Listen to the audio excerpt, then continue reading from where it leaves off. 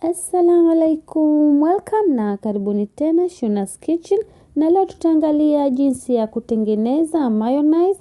Kama utataka kupata habari kila nikiposti video mpya, please subscribe na ubonyeze hiyo kengele ambayo itatokezea mbele yake. Tutahitaji yai moja ambalo halitokuwa la baridi. Tutahitaji chumvi pamoja na pilipili manga kiasi na limau ama ndimu kijiko kimoja. Kwa kutumia blender yako ama mchapo wako, piga mayai ama saga kwa muda wa sekunde 30 mpaka dakika moja. Vile vile tutahitaji mafuta ya kupikia, nimetumia sunflower oil. Weka kidogo kidogo sana huku mayai yako yanajipiga ama yanajisaga. Mafuta usiweke mengi, weka kiasi ya kijiko kimoja kimoja huku mayai ama yai lako linajisaga. Unaweza kustopisha blender yako kwa sekunde kisha ukaendelea. Saga mpaka uone mchanganyiko wako umeshaanza kuwa mzito.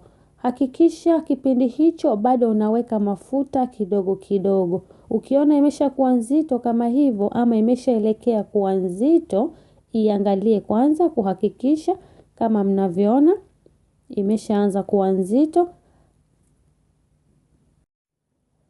Baada ya hapo unaweza kuweka mafuta mengi. Kama amebaki nusu kikombe unaweza kuyagawa mara 2, ukaweka mara 2 au mara 1. Endelea kusaga na umalizie mafuta ambayo yamebaki. Unaweza kutumia dakika nyingine 2 mpaka 3 kusaga, ama angalia mpaka uone mayonnaise yako imeshakuwa nzito na creamy kama hivi mnavyoiona.